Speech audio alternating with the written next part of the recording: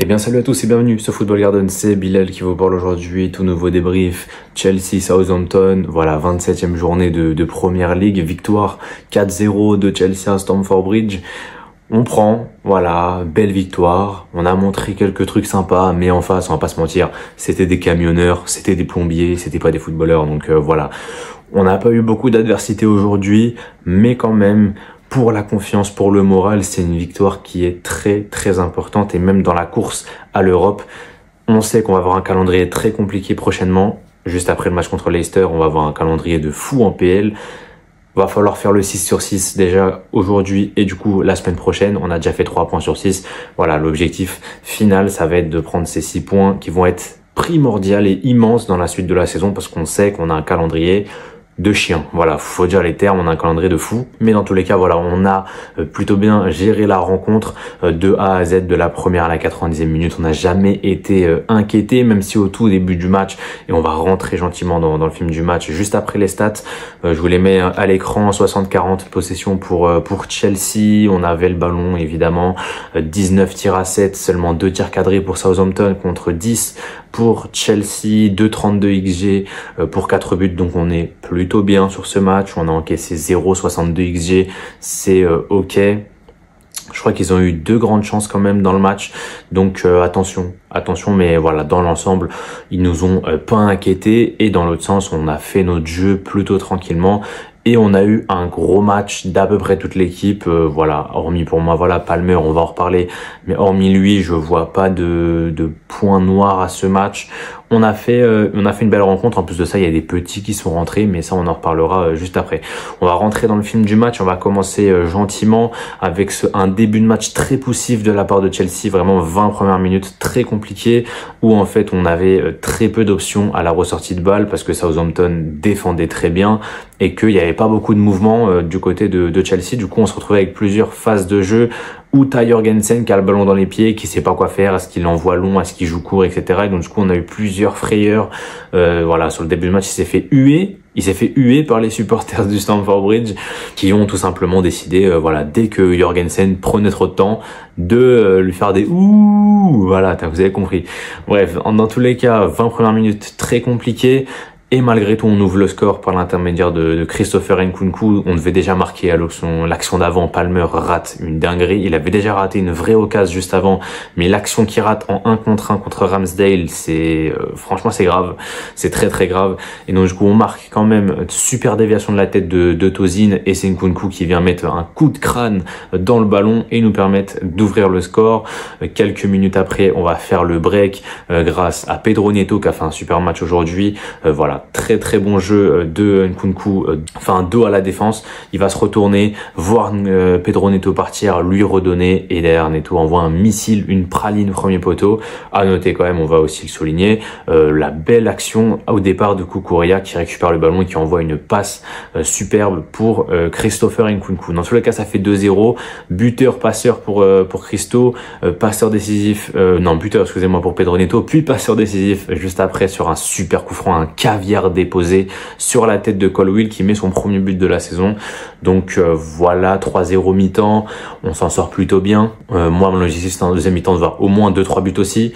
Il y en a eu qu'un seul malheureusement, le but du 4-0 et le but du 4-0 par l'intermédiaire de Cucurella, très bien servi par un Tyreek George qui était très en jambes aujourd'hui. Voilà, sur son entrée, il était vraiment bon et ça fait très plaisir. En tout cas, voilà, 4-0. On n'a pas grand chose à redire d'un match comme ça. On a encore une fois pas eu d'adversité en face. C'était des plombiers.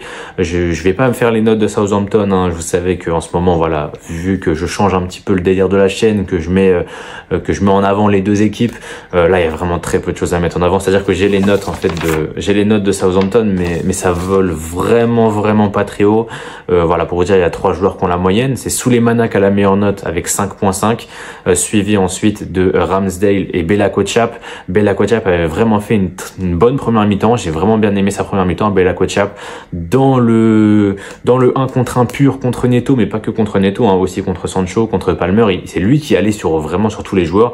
Et il a fait une super première mi-temps. Une deuxième un peu plus compliquée, mais une première mi-temps vraiment waouh. Et on sait que le mec revient de blessure, donc il est pas à 100%. Ce mec-là, l'année prochaine, ici dans un gros club de Première Ligue, j'en suis quasiment sûr. Genre un Tottenham ou un Manchester United, je les vois bien aller chercher ce mec-là parce qu'on sait que ça va pas coûter cher en fait. Donc clairement, c'est une des belles attractions qu'on a pu voir côté Southampton, avec évidemment Souleymana qui a fait du mal quand même à Gusto aujourd'hui, même si Gusto a fait un gros match, il a quand même eu du mal contre Souleymana qui, voilà, au niveau technique, dribble, etc., il s'en sort plutôt bien. Et Ramsdale, j'ai quand même mis la moyenne, hein, alors qu'il a mangé 4 buts, mais voilà, il a fait des bons arrêts quand même. Et sinon le reste c'est très très pauvre, hein. Fernandez 2,5, on a Downs qui est à 2, Smallbone, excusez-moi, à 3, Haribo à 3, voilà, on a vraiment des notes pas ouf. Il y a Walker Peters qui est à 5, excusez-moi, je l'avais oublié. On a Walker Peters qui a la moyenne aussi.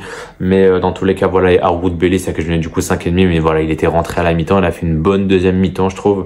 En tout cas, voilà, côté Southampton, je vais pas rentrer dans le détail de chacun des joueurs parce que voilà, c'est un peu long. Plus, en fait, ils ont pas joué, en fait. Donc, c'était compliqué. Et on va rentrer dans le détail côté Chelsea, évidemment, joueur par joueur, et vous avez les notes qui s'affichent pour nos Blues, avec à commencer Jorgensen, à qui je n'ai du coup la note de 6,5. Il a fait un bon match. Il a fait un bon match, Jorgensen. Attention, début de match, voilà, on l'a vu, le début de match compliqué, où il savait plus trop quoi faire, il savait plus où donner de la tête, est-ce que je joue long, est-ce que je joue court. Voilà, il a eu quelques hésitations en début de match qui personnellement m'ont fait un peu peur. Voilà, je suis pas du tout serein quand il a le ballon dans les pieds, honnêtement. Maintenant, voilà, son jeu au pied, il a quand même été plutôt bon aujourd'hui. Il a fait 2 arrêts, je crois, déterminants quand même, hein, sur Onuachu, là, le coup de tête, et une autre juste après. Sinon, il n'a pas été mis en danger en deuxième mi-temps. On l'a pas vu. Littéralement, je n'ai pas vu le gardien, pour vous dire la vérité. Mais en tout cas, voilà, on passe en défense avec Gusto, 7 sur 10. Un super match de la part de Gusto. Offensivement, défensivement, il a essayé d'apporter dans tous les registres. Il a été très très bon. Tosin, 8 sur 10, qui a fait un top match aujourd'hui. Il a rien laissé à Onuachu. Il lui a rien laissé. Et Onuachu, avant de sortir, il en pouvait plus. Il avait qu'une hâte, c'était de sortir du terrain, justement, parce que vraiment, ce qu'il a mis à Onuachu, vraiment, Tosin, respect. Tosin, il a fait un énorme match. Donc voilà, ça fait plaisir. Colwill, qui est du coup à la note de 7, buteur, il a fait un bon match aujourd'hui. Voilà, c'est peut-être un de ses meilleurs matchs de la saison. Donc on s'assoit et on respecte pour le moment. Et Cucurella, 8 sur 10, top match de la part de Coucou, qui en plus de son but a été partout, défensivement, offensivement, à gauche, à droite. On a revu le Cucurella de la période où Chelsea était vraiment très fort. Et là, on s'est rendu compte qu'on a eu un match du Chelsea de octobre-novembre là ce soir. On a eu un match qui ressemblait au Chelsea de octobre-novembre, et c'est en grande partie grâce à Cucurella qui a fait un super match. Et voilà pour la défense. Et vous avez vu les notes. Vous avez vu les notes. Je vais commencer par lui. Enzo Fernandez, 10 sur 10. Les amis, le premier 10 de la saison, je crois. Non, pas du tout. Je crois que c'est le troisième 10 de la saison après Palmer contre Brighton. Et après Christopher Nkunku contre Barrow en Cup, c'est le troisième 10 de la saison, Enzo Fernandez contre Southampton. C'est simple, il a tout réussi. Il a tout réussi. Enzo Fernandez aujourd'hui, c'était stratosphérique.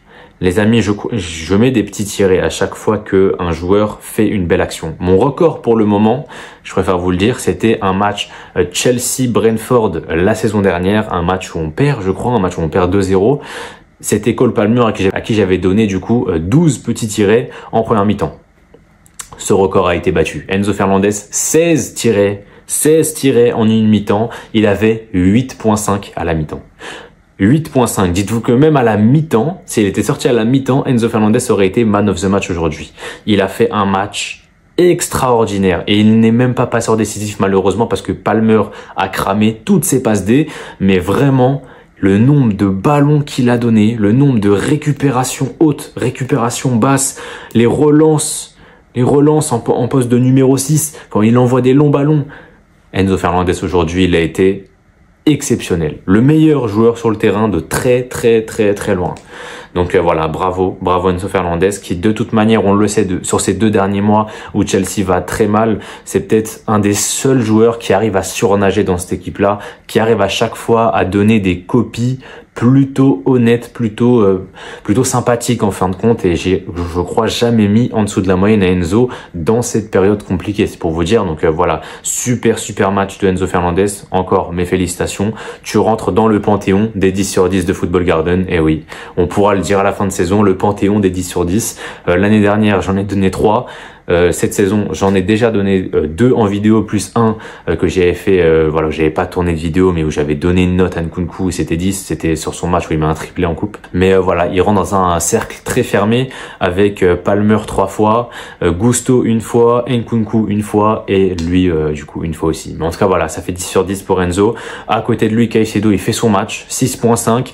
Voilà, ça fait plaisir de le voir un petit peu plus haut niveau que ces dernières semaines. Et bah voilà, il a pas eu beaucoup de mal et encore une fois en face de lui, il n'y a pas eu d'adversité. Mais voilà, attention quand même aux petites fautes, notamment une sur Fernandez là où il est à 15-20 mètres, enfin 15 mètres, à 20 mètres du but de Jorgensen où il fait une faute un petit peu dangereuse, mais hormis ça, voilà, c'était quand même plutôt sympa. On passe devant, Sancho 6 sur 10, encore une fois, comme pour Caicedo, ça fait plaisir de le voir un petit peu plus en jambes, un petit peu plus se bouger, tenter des dribbles et ça passe en plus de ça parce que voilà, Walker Peters a eu un peu de mal. Donc voilà, Sancho a fait son match, il aurait pu avoir une passe D aussi. On a essayé de faire marquer Palmer sur la fin, donc clairement il y a eu des passes D qui sont parties à gauche à droite, mais dans tous les cas ouais, bon match de Sancho. Palmer, je lui ai quand même mis la moyenne 5,5, mais qui sera du coup la pire note de Chelsea sur ce match. Pour moi, ce qu'il rate, c'est préjudiciable. En fait, il fait un match qui foncièrement n'est pas du tout mauvais, hein, comme contre Aston Villa il y a quelques jours. Son match n'est pas mauvais en soi, mais le fait qu'il rate, c'est pas Palmer ça normalement. C'est pas Palmer. On a une frappe en début de match sur une passe de Enzo, on a du coup le 1v1 sur une passe de Enzo, on a la frappe un petit peu côté droit là sur le demi-espace droit qui tire à côté où normalement ça c'est but. Quand on connaît Palmer ça c'est but, mais il cadre même pas. On a la reprise de volée sur le centre de Nkunku qui s'envole au-dessus de Stamford Bridge et on a le coup franc direct qui tire directement sur Ramsdale. Donc en fin de compte, tu as 5 occasions vraiment nettes pour marquer, même si le coup franc, voilà, on peut mettre ça en 0,5 action si vous voulez, mais dans tous les cas, on a à minima 4 occasions nettes, voire 5 avec le coup franc pour Palmer pour marquer, et le mec n'a pas réussi. Le mec n'a pas réussi, il a tiré 7 fois aujourd'hui. 7 fois il a tiré aujourd'hui, et bon voilà, il a pas eu de saute d'humeur comme sur les derniers matchs, mais attention quand même, Palmer, c'est vrai que voilà, sur ces derniers temps, c'est très compliqué pour lui. Il est sur 6 matchs d'affilée sans marquer en Première Ligue. Donc voilà, c'est une grosse disette pour lui. Et on passe au duo Neto-Nkunku, buteur-passeur pour les deux, 7,5 chacun. Voilà, je pense que c'est honnête. Je pense que c'est mérité. Et voilà, ils ont fait un bon match. Neto a quasiment tout réussi aujourd'hui, hein, franchement. À part sur la fin, là, sur la superbe percée de Sancho, sur un sublime contrôle derrière, il lui met très bien dans la profondeur. Et Neto s'en mêle les pinceaux et il tape dans le ballon malheureusement. Et du coup, ça l'empêche de frapper. Mais sinon ouais, le match de Neto, il est plutôt réussi dans l'ensemble. Et Nkunku, pareil. Nkunku, il s'est plutôt bien géré. On a eu beaucoup plus d'influence sur le jeu que d'habitude. Et en plus de ça, il est décisif 2 fois. Donc voilà, mérité pour lui. Sur le banc, Tyreek George 6.5, il a fait une très très belle entrée. Tyreek George, voilà, techniquement il était vraiment à l'aise à droite, à gauche, il a fait du bien. En plus de ça, il est passeur décisif sur le 4e but. Donc voilà, super match de George, ça fait plaisir de le voir à ce niveau-là. Achimpong a joué aussi, ça fait plaisir. Bon voilà, je lui ai laissé 5. Et Amougou qui a fait ses premières minutes aussi, hein, que je l'ai à qui j'ai donné 5 aussi. Et voilà, il a pas montré grand chose, hein, mais ça fait plaisir de le voir sur le terrain. Et enfin, Meka a failli marquer sur son premier ballon, un coup de tête comme ça, bien rageur, malheureusement. Ça n'a pas marché, mais en tout cas je ne le noterai pas, mais voilà, il a failli marquer sur son premier ballon et ça c'est beau. Et voilà, on met fin à ce débrief sur ça. N'hésitez pas à vous abonner, à liker, à partager cette vidéo en balle autour de vous. Voilà, ces derniers temps la chaîne fait moins de vues que d'habitude, je suis totalement honnête avec vous, hein. Hormis la vidéo sur Garnacho qui a fait ses vues, qui a fait ses stats, le reste on est quand même en dessous de ce qu'on fait d'habitude. Donc voilà, n'hésitez pas à partager la vidéo autour de vous pour que ça aide aussi au référencement, etc., et que la vidéo soit vue par plus de gens. En tout cas voilà, moi je vous laisse là-dessus, c'était Bilal, portez-vous bien et la paix sur vous.